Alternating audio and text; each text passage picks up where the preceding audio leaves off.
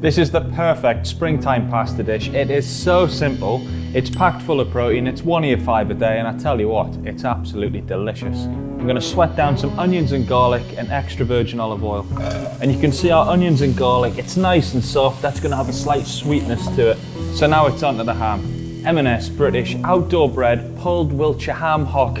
M&S have done all the hard work here. All you need to do, chuck it in and warm it up. And now it's in with the spinach and some of our pasta water, and we just stir that through until the spinach is wilted down. In we go with our pasta and peas. And now for creaminess, I'm going to add some beautiful ricotta cheese that goes perfectly with those ham and peas. Stir through that ricotta cheese. Oh, you can just tell this is going to be good.